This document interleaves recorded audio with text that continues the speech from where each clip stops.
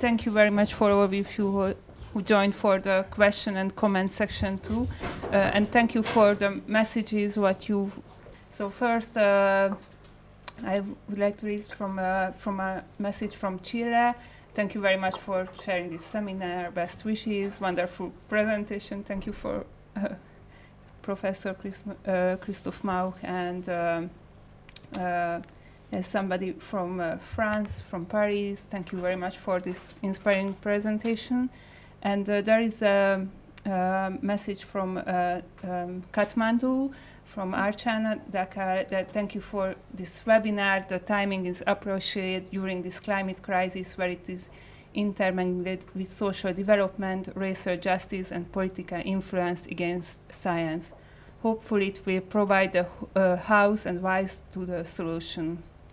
And so now I open the floor for the questions and comments in the room as well. So please, if you have any questions or comments to Christof, raise your hand. Also in the online floor, if you have any questions, please, or comments, please raise your hand online, and after we will give you the floor. So. Okay. Okay, well, somebody has to start, and this is always the hardest. First of all... Please introduce yourself. Oh yeah, Gábor Vargyas from Pécs Department of European Ethnology and Cultural Anthropology, sorry. Okay, so first of all, thank you very much for this really wonderful, very much humanistic and eye-opening lecture. I liked very much your message about complexity and about thinking creatively and complexly about ecological things and so on. So this is really a great thing. I would like to raise three problems, or three questions, which I was thinking while you delivered your lectures. Of course, we started to think on it, and I wrote down a few questions for myself. My first question was, but it's not up to you to answer it, but I just raised the question, would it be such a lecture, or not even a lecture, a department of Environmental Humanities possible here at Pécs University and in general in Hungary? What I mean is that you need a political background, backing for that, in which many people would agree that this is useful and needed, topical. And if I think only of the present political, socio-political context in Hungary, where everything which is green and so on, it's red inside and so on, you know, the watermelon example of what is it, red outside and green outside and red inside. This is environmental studies, which is, of course, communism and so on. So this is one thing that what is absolutely normal and possible in Germany, it seems. I'm very much afraid that it's not so going without any problem in Hungary. That's my question, and I would just like to raise this to our colleagues. On the other hand, the second problem for me is when you talk about too much specializing and thinking in great wider terms and so on. Okay, but we know that our world completely nowadays is the opposite direction. So this is, excuse me for the saying, this is what we call among ourselves, this is like pissing against the wind. When you try something to force onto them, but they do not want it. Yeah. So how to deal with this problem? That I want to be wide enough, but if I want to be wide enough, then I cannot be specialized enough. So then I'm not taken seriously just because I'm not a scientist. So this is a second set of problem, which is really a question for me. And the third one is there is a political dimension which we cannot escape. This is what I would call the force of capitalism. You did not speak about this problem that we live now since more than 150 or 200 years or even more in a capitalist world, mode of production where the only value is profit. Now we can talk about all sorts of environmental and ecological and so on problems until this mode of production with this value subsists. We cannot do anything. And I'm far from being a Marxist, my colleagues know me very well, but this is really a question where you cannot escape these type of political questions. So how about that? Thank you. So these are my 3 problems which I would like to raise. Whether you can answer them or not, I don't know, but I would be interested in knowing your opinion. Okay, thank you. Wonderful. Of course, I can't answer them, but I really like them. And I like them for a number of reasons. Firstly, because it shows me that normally where I teach, I'm often preaching to the choir, the people who would agree with me. And it's very easy. And it's really important to understand that there's a wind coming from the front, not only from the back, whether you piss against the wind or not. But you've showed it, I mean, all 3 things you pointed out show that it's not easy, but it doesn't mean that we shouldn't try.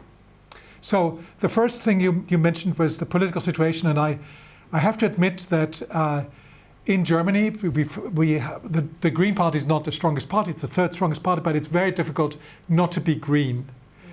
And the discourse is such that you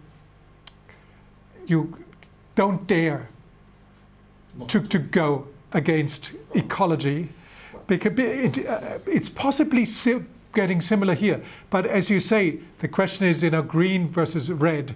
Often, people claim that they are green, but it's greenwashing. And so keeping in mind what political situation you're in is really, really important. And I'm so grateful that you point this out, because I didn't know who I was talking to, even though I should know that obviously there are national differences. And I think the mode or the mood in Hungary is not different from the mood in many parts of the world. And many of the things, I mean, you could even say that the green problems that we approach are not problems for everybody around the globe in the same way. I remember a few years ago, we had a little project about climate. And we did it with the Goethe Institute. And we invited 3 young women from 3 different countries, Germany, Ecuador, and Japan. And the Japanese, they were all talking about climate. The Japanese woman, this was maybe 7 years ago, was saying, look what we do against climate change. On our packages, many of the supermarkets tell you how much climate gases, because of where it comes from and because of how it was produced. You can, as a consumer, you can figure out whether to buy this or not, how green is it. The German said, well, we're not quite that far, but she also gave examples of how green we were. And the woman, the student from Ecuador, said, what you're talking about is not relevant for us at all. You're talking about, you have a luxury problem. For us, food is a problem. And environmental, not just environment, but social justice. And so I would say, absolutely. These are issues, first of all, they're entangled. You need to approach them at the same time. But having said that, it doesn't help me to get to your second question. Yes, it's maybe even superficial what I'm telling you, but it's absolutely necessary to think about the social and the political, the economic and the ecological problems together. And you can't do that if you are totally specialized. Having said that, you lose your reputation if you are not also knowledgeable and if you're not a scientist. So this is why I said from the beginning, I don't think the environmental humanities are good as a bachelor, because they end up being just opinionated about things, and you become very political, and you become an active. I mean, maybe you need activists, you definitely need activists, but you need to be able to argue well even though I said before language is important in argument, but I think you need a reputation that comes from a grounding in a specific science. You need to know how science works. So I would agree with you in your second point. Yes, you need to be a scientific, you need to be a real scientist, while at the same time you need to be a science communicator. And we have ignored the science communication, and our careers don't depend on whether we make the world a better world. They depend only on how much we publish in which type of journal, and it's measured quantitatively. And it's become a crazy system. Our university and career system is crazy because nobody asks anymore whether it's relevant. This is why I think this question was so important. Why are these sciences relevant? Why are the environmental humanities relevant? We never asked this great question. And the third question was one about capitalism. Oh yeah. It would be a very easy solution, get rid of capitalism, and the world would be a better world. But there are two answers to it. First of all, it's not true. Capitalism per se is not the problem. As a historian, I can tell you that we've had capitalism since the Renaissance. Yeah. The type of capitalism that we have today is, however, very different. If you accumulate the sort of finance capitalism that we have, there is a difference between producing something and selling it and creating some value somewhere. I mean, it really started in the 19th century or 18th century with colonies. The silver that was taken out of Latin America in the 19th century, if you take that silver in today's currency that was taken out at the time, it's many times with inflation. It's many times what the GDP of the whole world is today per year. The value of just that silver that colonizers took out. And that silver was invested. And nobody worked out how much that silver cost. First of all, in labor, because the people, the colonizers, didn't take it out of the mountains, out of the mines, but slaves did it. Labor cost. And secondly, in terms of the environment, the pollution. Thirdly, today you would also call climate gases, the mobility. It was moved from here to there. But it's somehow it's something, there's capital. And that capital has a destructive note to it. And I think this type of capitalism is the problem, where people just, all of a sudden, they have accumulated a lot of money. You got rid of the commons. There was common land originally. You got rid of it. The aristocracy in England used it up. I mean, this is probably a Marxist interpretation. I'm not a Marxist, but I think Marxists are right in understanding that getting rid of common land was one of the steps that created a sort of privileged caste class that established a type of capitalism that is destructive and nobody pays for it. So I would agree with you that capitalist forces and aspects of capitalism are extremely destructive, but I would disagree that capitalism per se is destructive. It's a kind of capitalism. So I agree with all your problems. I see them as challenges, not as problems. And I don't want to talk about them as problems and solutions, because I don't think there's an easy solution because of all the reasons that I gave you. There are so many unintended consequences. But I really like your questions because they bring me to a point where I'm almost falling off the horse in which I'm riding. So, thank you. And I would like to ask for the next question or comments. Okay, so please. Okay.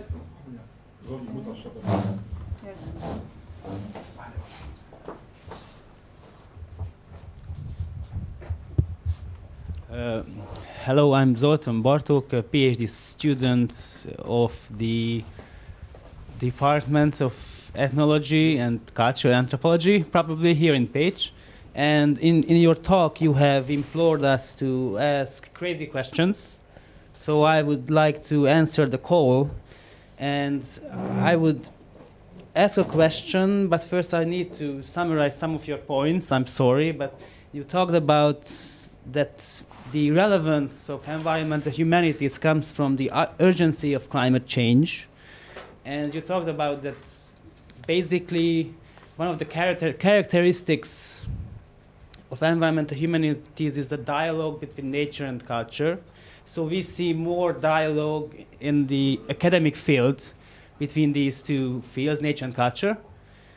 And it has its roots in the environmental crisis. And before that, probably, my perspective is that there was not so many dialogue between nature and culture before we had this problem of climate change. And probably many environmentalists would agree, or environmental humanities guys would agree with me that, and you said that we have to think about planetary well-being, and you also said that we have a space loss. So basically we could say that we have less and less nature we can rely on. And our goal would be to provide more and more nature. But if we provide more and more nature, so we provide more planetary well-being, is it possible that the amount of dialogue between nature and culture in academic circles, which was a consequence of climate change and climate catastrophe, would diminish? So my question basically is that if everything goes well, is environmental humanities a discipline that will eventually dismantle itself? Was it understandable? I like the question. I'm not 100% whether I understand the last thing, but if it's not needed anymore, I mean, if we have more, are you saying that if we have more nature that we can rely on, then the environmental humanities are not needed anymore? Then I would say yes. Yes, that was basically my question. But let me go back to two of your aspects that you're bringing up. First of all, yes, I said climate change has brought all this up in the fore, and it shows us the urgency. But I do want to emphasize that climate change is something that everybody's talking about now today. But the urgency, in my opinion, comes from other factors at least as much. For me, the soil issue, and this is why I brought up that image, and that's why I brought up earthicized. Climate change has a problem of being rather abstract. It's almost invisible. I mean, weather is something we can see. Climate, you cannot see. And that's why there are still climate skeptics who say, well, did you see the last year had so much cold? Look at the snow. There's no global warming. So climate is a problematic argument because there are so many people who are still arguing against it. So the urgency comes not just from climate. That's one thing I'd like to emphasize. The other thing I'd like to emphasize, you say, if we have more and more, if we work against having less and less nature, that solves the problem. I wouldn't agree with that either. It's about the type of nature. It's a real problem even, I would argue, it's a problem to say we put nature aside and don't touch it. Wilderness doesn't save the planet.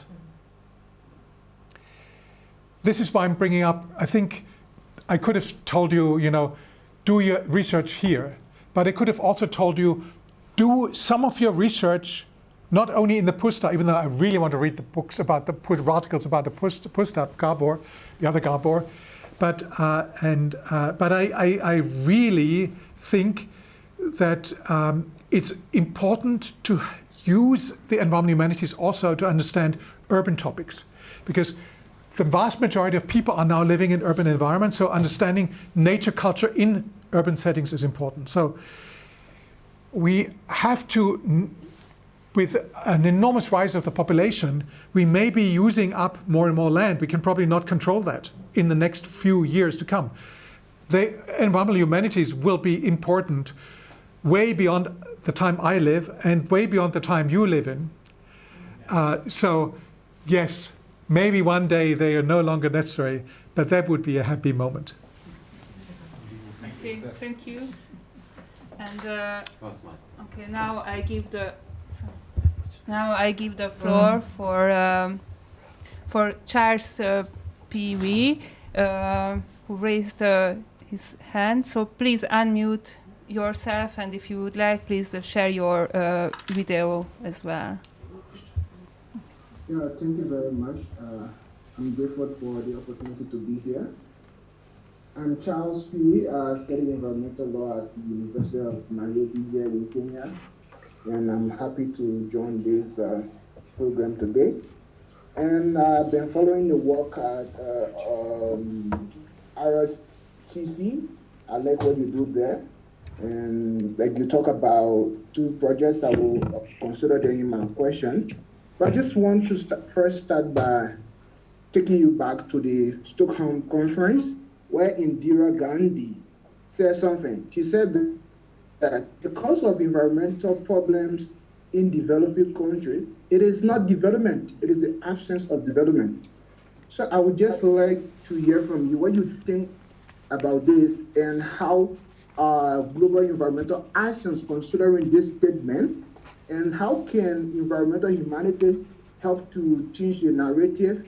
And looking at 2 projects connected to the first question, you talk about the blood-borne and the hazardous hope project. The blood-borne happens to, to a greater extent be carried out in my home country, Liberia. Firestone been operating there since 1926, but we cannot process the rubber. They just take the raw material from Liberia and transport it to the West and bring us finished goods. So these are things to consider in light of Indira Gandhi's statement, and also the hazardous hope project you discussed, how people also not only taking the raw material from Africa, but then when they use it, they waste. They come and use, so Africa is like the mouth of raw material for the world, and the dumping site for waste.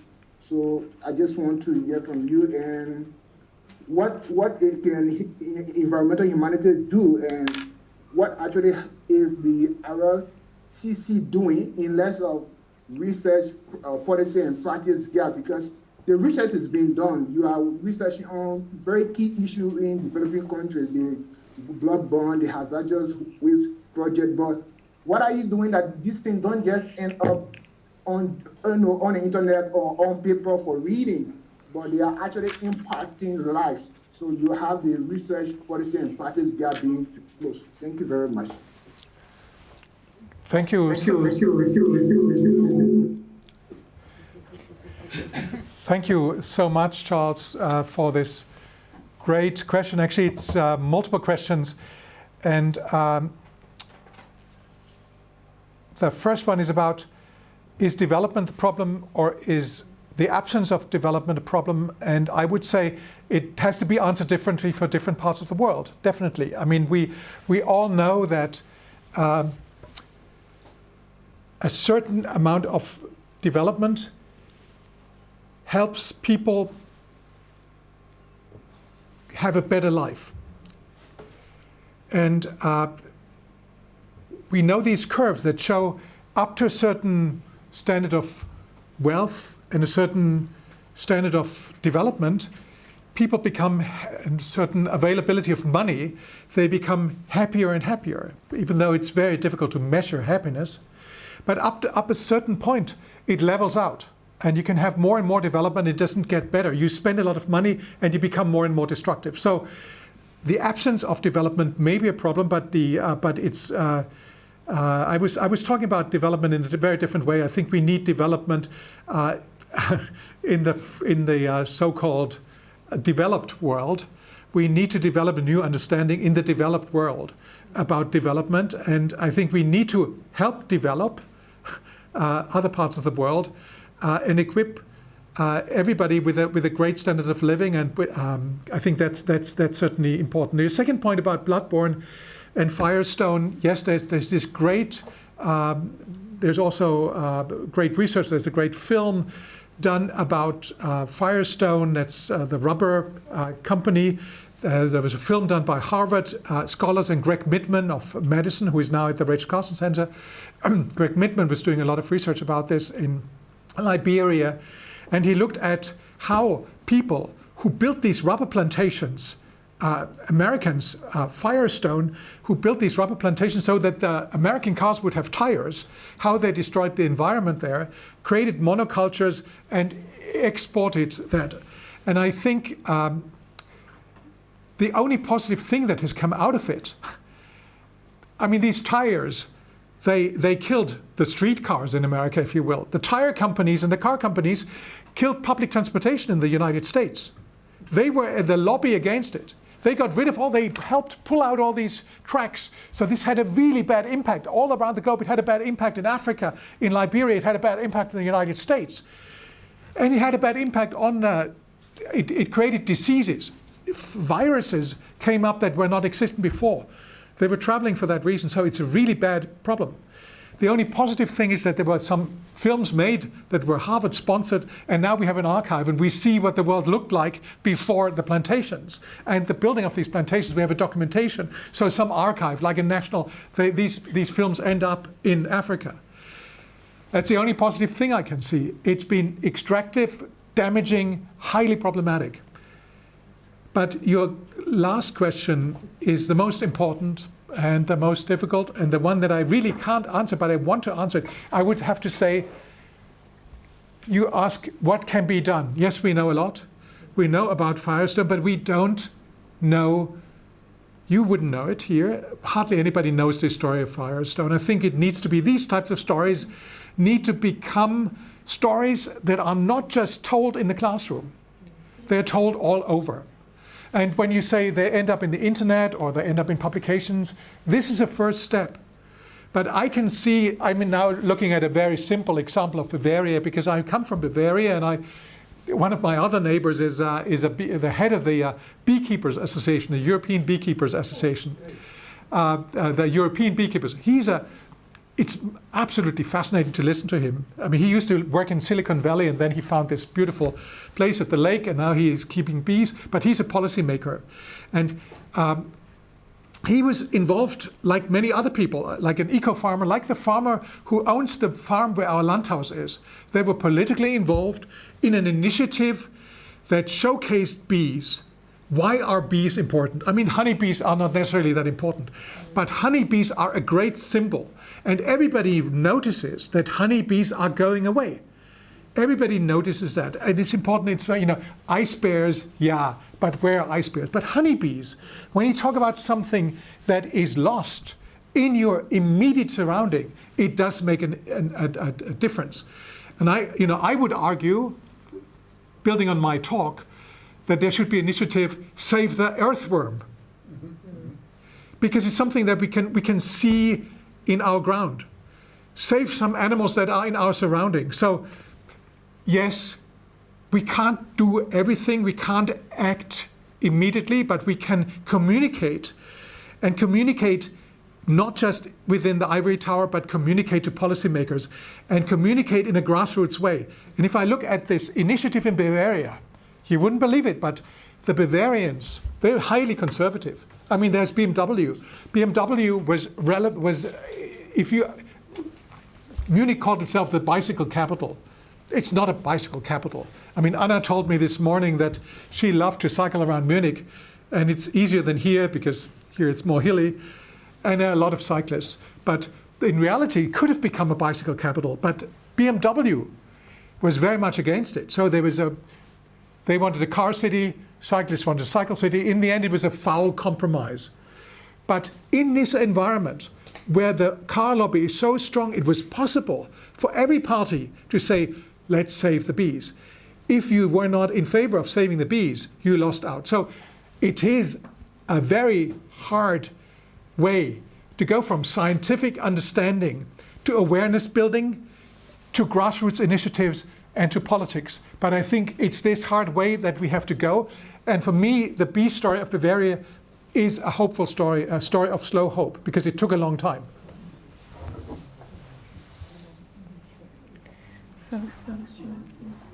No. Thank you.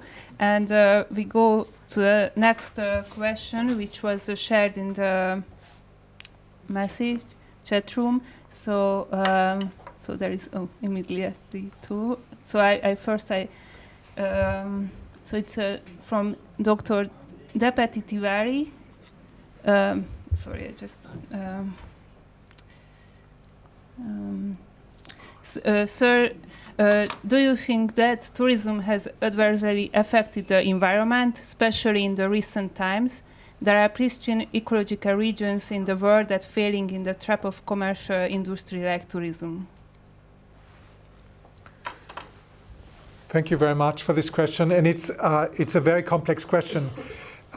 Definitely, I mean, look at if there was no crisis, 80 million Chinese people would be traveling. There were none 20 years ago. No Chinese tourists. Now they're everywhere. Tourism has played a major role in the destruction of nature. And I give you the example because it's easy for me to talk about something that I know something about. I'm not Bavaria in this case, but America. So national parks, why were they established? There are all sorts of legends. One of the legends is, oh yeah, there were these explorers and they thought, how beautiful is Yellowstone. And a painter brought it back to Washington. The painting, the first American painting that was hung up in Congress was from Yellowstone. And all the Congress people, congressmen, voted in favor of establishing that national park. Yes, the picture changed the minds of the politicians. But the reality was a different one. There would have not been money. I mean, first of all, this was far away, so everybody agreed. Nobody had ever been in Yellowstone. But who was behind it? First, the railway companies. Because at that point, the railway had been established. They had started in the West with Chinese workers. They were exploited. Thousands of them died. Also from the East, then the railway line was there. There was nothing in the West to visit. In the East Coast and the West Coast, you had whatever. You could go to Los Angeles and to New York. But in the middle of the country, you built up some stations, but there was nothing in the Rockies and in the West. But the railway companies realized tourism is our business. So Yosemite Park, for instance, before World War I, there were tens of thousands of people every year going to Yosemite by railway.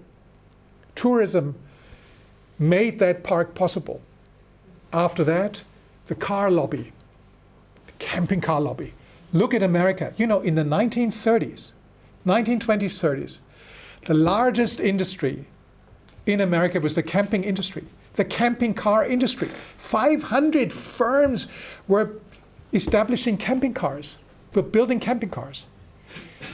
Again, the rubber company, the car company, the camping car company were so powerful, they wanted people to drive to the national parks. And what happened?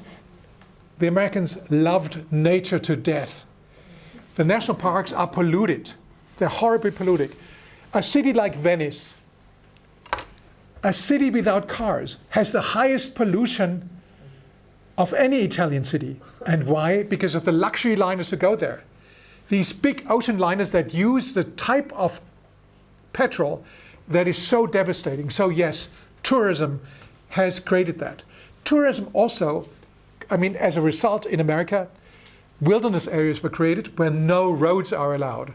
So it's much more complicated. Tourism has created problems, but it has also created awareness of these problems. But touring is obviously a major, major problem for the environment, for CO2, for climate gases. And I'm very, very, very critical of ecotourism. Having said that, in many parts of the world, ecotourism is an important income. And so in many African countries, ecotourism is better than other mass tourism. And so I would say it needs a differentiated answer. It's not the only villain, and not every tourism is a problem. And when we've seen, for instance, in where I live, just outside of Munich, because of the epidemic, because of the pandemic, a lot of people are now moving from Munich to the lake where I live. It's crowded. There is a lot of day tourism because all the cyclists with the e-bikes are going there. It's probably not bad because, I mean, the e-bikes are not the greatest thing. Normal bikes are better, but it's better than the car. So this type of tourism is not so bad. it's not good, but it's not so bad. So I would look at tourism in a very differentiated way. So now we are, you got a couple of questions in the chat box as well, and we see Lisiana who raised her hand. So first I read the next questions from the chat box. This is Anna Grochewska, engineer working in environmental technology sector for past 10 years. I am very interested in the subject you are touching and wondering how to convey those ideas to industrial sector, although you provided some great hints on this already. May I ask, could you point out how the business, especially private enterprises who develop technologies, can benefit from environmental humanities? Thank you very much. Yeah, these are great questions because I call a great question one that I cannot answer. And I mean, I've seen a lot of businesses that claim to be sustainable, and they're not. But I've also seen many, many smaller enterprises that work really well. So how do we communicate with them? I mean, at the RH Carson Center, we are communicating not only with the sustainability manager of BMW, we are communicating with, for instance, with eco banks or with smaller businesses, that agricultural businesses, etc. And we realize that they are eager. Many of them are eager to talk to us. But at the same time, I realize that some of them are so good in explaining that they are doing the right thing that we are often stuck. And I mean, the best examples of industry, I mean, BMW, when we had the head of the sustainability office of BMW, the person who represented BMW, she was so smart. And she argued that the cars that they're producing are so ecological and what they are doing is such a good thing for the environment. I mean, we all argued against it, but we almost lost in this environment because they are so good at arguing. So I don't have a good answer. I realize as I'm struggling to answer your question, how do you do it? I think what would be great is what would be great if every university in the world had an environmental humanities department, and everybody who is studying engineering and business was doing a certificate in environmental studies and was thinking about these unintended consequences, and it would be natural. So, but how to do this? I mean, businesses have rhetorics trainers. I have a friend who makes a living by teaching others how to speak. He makes a lot of money, thousands of euros per day. He works for 70 days a year maximum and spends the rest of his time on an island. Well, actually in the pandemic he had a problem, but he was invited to all these big firms because they have these trainers for rhetorics. Why don't they have environmental humanities trainers? Okay, I think we should try to get into these industries. I think it's really important, but you need political pressure on one side so that businesses realize, okay, we're just greenwashing. And on the other side, you need people inside. You need inside players. There's a great, I mean, this is, can I mention this as a very, maybe I shouldn't. Maybe I should watch out for the next question, okay. Because I had a philosophical answer that is maybe takes us away from the industry. So maybe we... Okay, we continue the questions that luckily we got some in the chat box. So the next one, Setu, do you think case study research method is important for scholars in environmental humanities? If yes, what kind of case study research we need to get involved in and how? Well, let me go back to the case of looking at where you are. Look at, I remember in one of our film discussions, it was a bit strange. There were a lot of questions in the audience. It was really a film about America, but the first question came from somebody from Lower Bavaria, which is quite far away from Munich. The second question came from somebody from Lower Bavaria. The third question came from somebody, and all from villages around. So they had come in a little bus to that film show because they had a problem with water. And the expert who was discussing the film with me came from Greenpeace. And they were saying, look at what's happening in our environment. We cannot drink our water anymore because of a certain metal connection, toxic, that ends up in our water. It's not in other waters in the area, but it's in our place, in these 5 villages in our area. So I think it makes a lot of sense to go to places like that, hotspots, environmental hotspots, try to understand the correlation between nature and culture in these places where there's awareness building, where awareness building is necessary. I'm now looking at just toxic examples, and Rachel Carson was interested in that.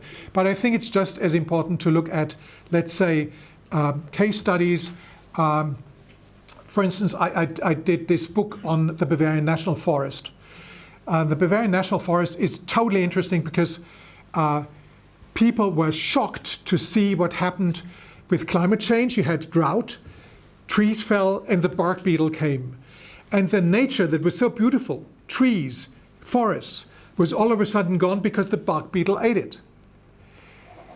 Studies in the Bavarian forest, environmental humanities studies, draw on some of the scientific research, what does the bark beetle do, but they also look at what humans are doing with it. How is their reaction? What does it do to tourism, for instance?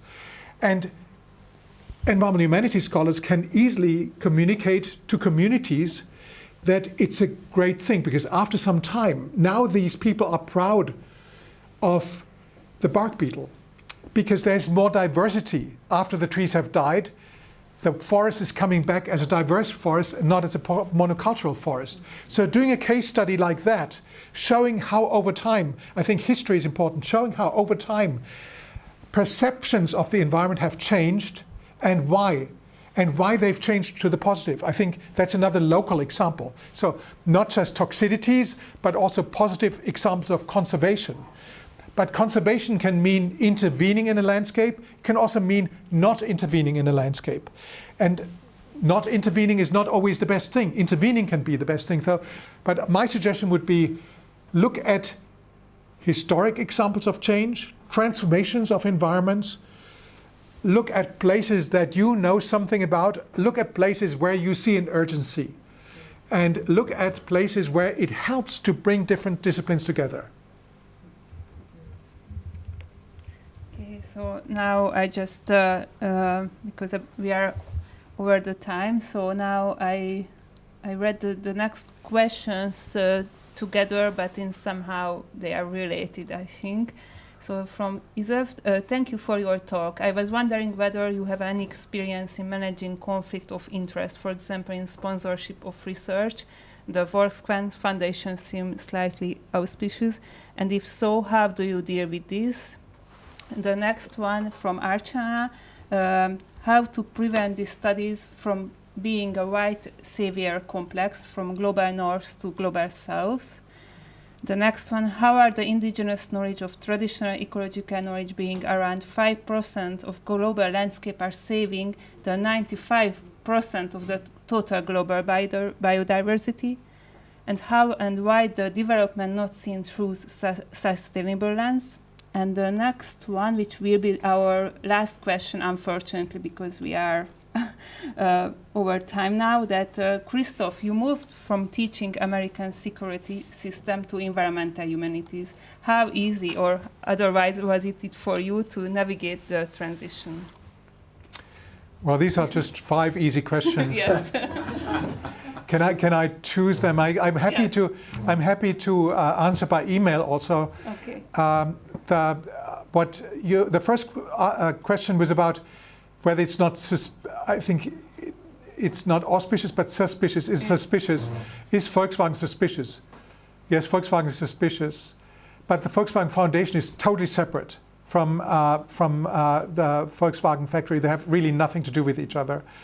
In this case, I don't have a lot of problems, but conflicts of interest.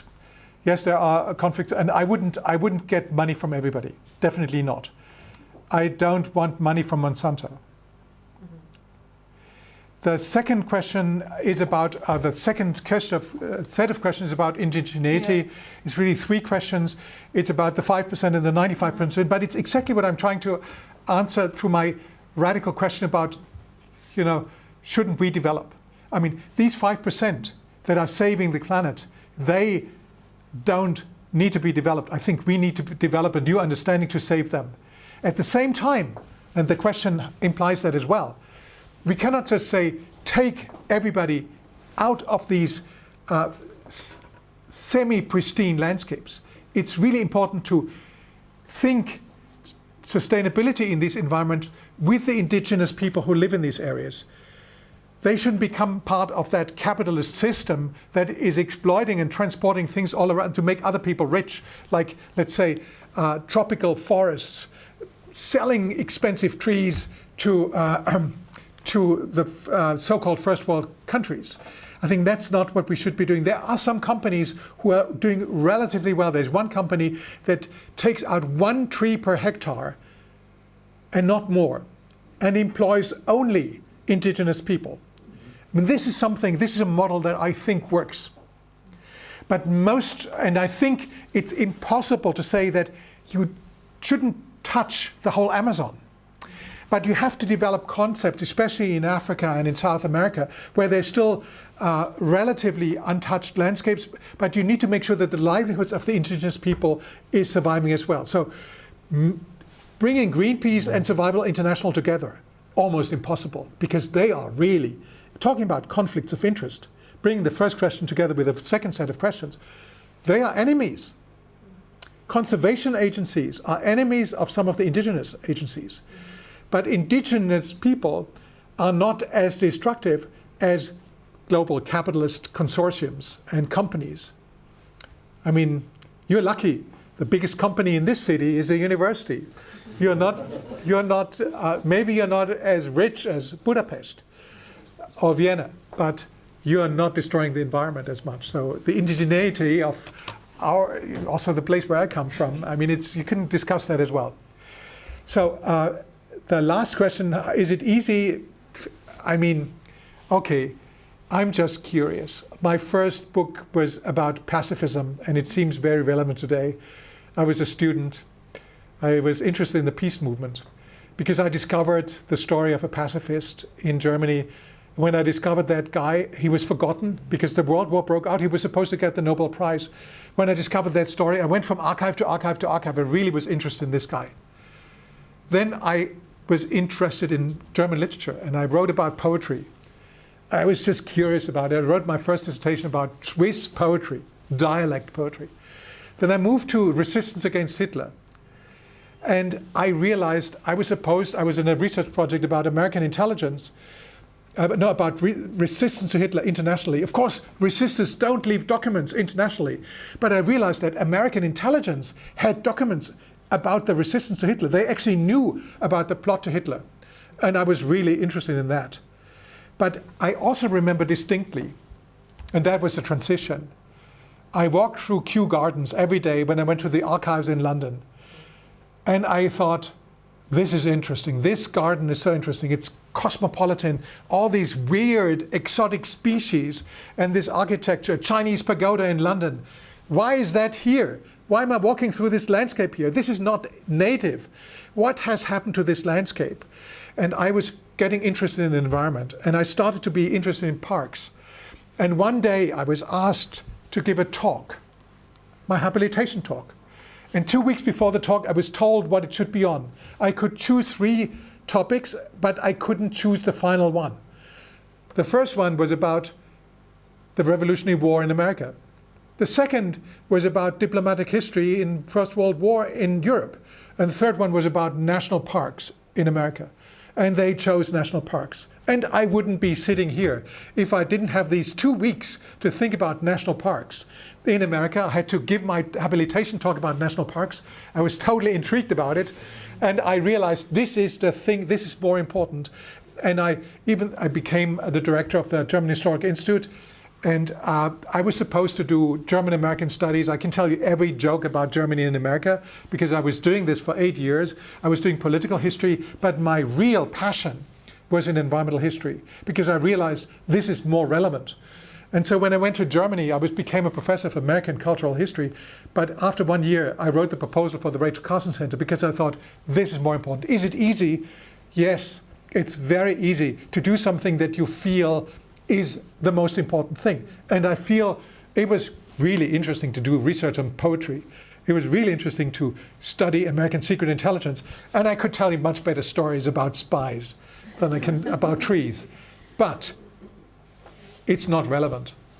It's not relevant. It doesn't matter that Franklin Roosevelt knew 3 days before the plot against Hitler that there would be a plot against Hitler. It didn't change history. But it is relevant for us to understand the interrelationship between humans and nature. And that's why it's an easy transition for me. Thank you very much for all your talk, and also for all your answers for the questions. I'll just read some of the comments that just also sharing that we are all over the world. So Rico Blando, a meaningful presentation from Davao City, Philippines.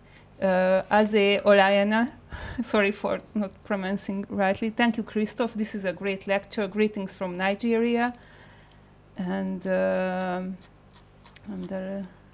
also Sven Seelinger, thank you so much for the talk and the great discussion.